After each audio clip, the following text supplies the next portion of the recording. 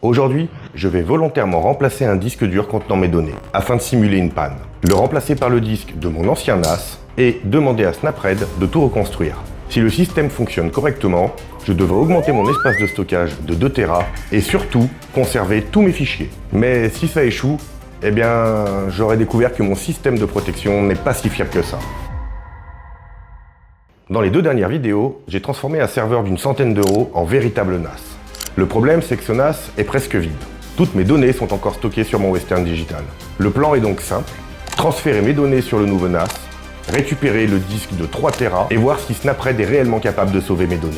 À la fin, mon ancien NAS devrait avoir complètement disparu. Et mon espace de stockage utilisable devrait passer de 3 à 5 Tera. Enfin ça, c'est la théorie. Avant de récupérer le disque dur, il faut évidemment commencer par le vider. Plutôt que de faire transiter les fichiers par mon PC, je vais connecter les 2 NAS entre eux et copier les données de l'ancien vers le nouveau. Simple. Enfin, une fois qu'on a réussi à convaincre le Western Digital de coopérer. Parce qu'avec ce NAS, même une opération basique peut se transformer en négociation diplomatique. Mais cette fois, le partage apparaît correctement. Et du premier coup, je lance la copie avec AirSync et mes fichiers commencent à transiter d'un serveur à l'autre. Et là, il faut attendre. Beaucoup attendre. Et toujours attendre. Et quelques heures plus tard, le transfert est enfin terminé. Je vais comparer les données des 2 machines et tout semble OK. Du moins, à première vue. J'ouvre quelques fichiers au hasard afin de m'assurer qu'ils soient bien lisibles. Pour le moment, mes données sont seulement copiées, mais elles ne sont pas encore protégées et je ne vais pas commencer à éventrer mon ancien NAS avant d'être certain que tout soit en sécurité. Je lance donc une nouvelle synchro SnapRed et il va analyser les fichiers que je viens d'ajouter et mettre à jour le disque de parité. Et vu la quantité de données, la synchronisation va durer un moment. Je la lance et je vais me coucher. Et pendant que je dors, n'hésite pas à t'abonner et à liker cette vidéo. Après un gros dodo, je vérifie le statut de SnapRed et tout est à jour sans message d'erreur. Toutes les données de mon NAS sont maintenant copiées sur le nouveau et protégées par SnapRed. En moins de 24 heures, mon Western Digital est enfin devenu inutile. Je peux enfin passer à l'étape que j'attends depuis longtemps, le démonter et lui extraire ce disque dur de ses entrailles. Tu m'as bien servi pendant toutes ces années. Tu étais simple, silencieux et tu as stocké mes données sans trop te plaindre. Mais malheureusement, ton heure est venue. Ta simplicité était ta plus grande qualité, mais également ton principal défaut. Et aujourd'hui, j'ai besoin de ton disque dur. Après ce moment d'émotion parfaitement sincère, on peut commencer le démontage. Et évidemment, le boîtier n'a pas été conçu pour être ouvert facilement. Parce que apparemment, quand on achète un NAS grand public, le constructeur préfère qu'on remplace la machine plutôt qu'on essaye de la réparer. Étonnant, non ? Après quelques clips en plastique et certains cassés malheureusement, quelques vis, j'accède enfin à l'intérieur et je récupère ce que je voulais, ce fameux disque dur de 3 Tera. Quant à l'ancien Western Digital, enfin ce qu'il en reste, il va pouvoir prendre sa retraite. Mon NAS contient actuellement 3 disques de 1 Tera. Après une longue réflexion sur le choix du disque, je fais le swap. Ce disque de 1 Tera fonctionne encore parfaitement. Il est simplement victime d'un plan social lié à sa capacité de stockage. Mais surtout, je ne vais pas copier ou sauvegarder ces fichiers avant de le retirer. Je veux reproduire la situation dans laquelle ce disque serait réellement tombé en panne. Donc là, il faut faire confiance à SnapRed. J'arrête donc proprement le serveur et je retire le disque. Pour le NAS, ce disque vient officiellement de disparaître. J'installe le 3 Tera à sa place et je démarre le serveur.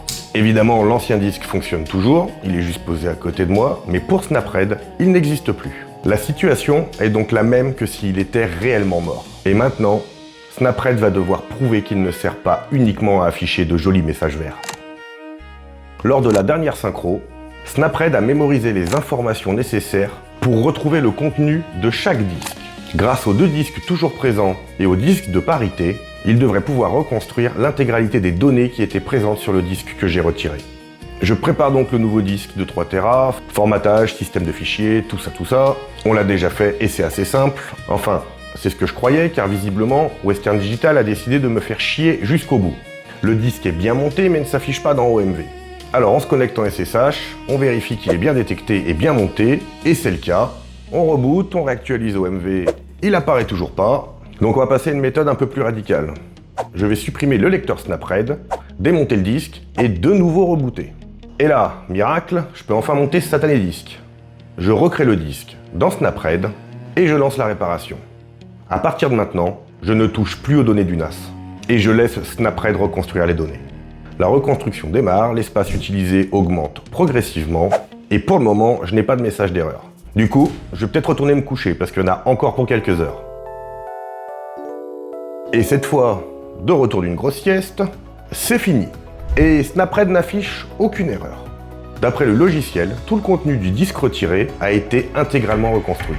Mais comme je tiens quand même un petit peu à mes données, je vais prendre en compte ce message et je vais quand même aller ouvrir quelques fichiers, quelques dossiers, histoire d'être sûr que tout fonctionne correctement.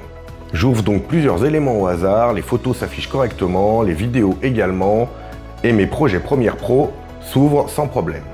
Je termine avec une vérification de SnapRed afin de contrôler que tous les fichiers soient réellement intacts.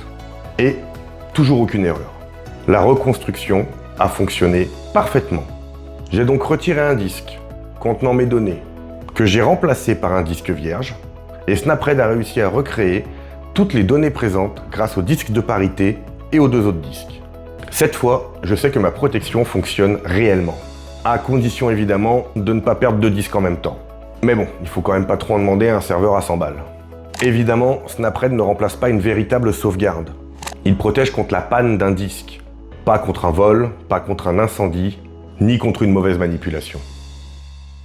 Maintenant que mes données ont été reconstruites, je vais intégrer ce nouveau disque au pool MergerFS.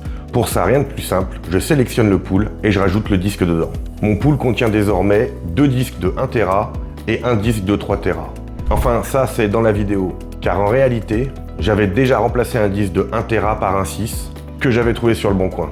Une fois la configuration de MergerFS validée, mon NAS apparaît toujours comme un seul grand espace, mes dossiers n'ont pas changé et mes partages ont été conservés. Et c'est précisément pour cette raison que j'ai choisi SnapRed et MergerFS, pour pouvoir faire évoluer mon espace de stockage en mélangeant des disques de capacités différentes, sans devoir tous les remplacer d'un seul coup. Toutes mes données sont maintenant sur le nouveau NAS, mais le résultat le plus important, c'est que SnapRed est vraiment performant et fiable.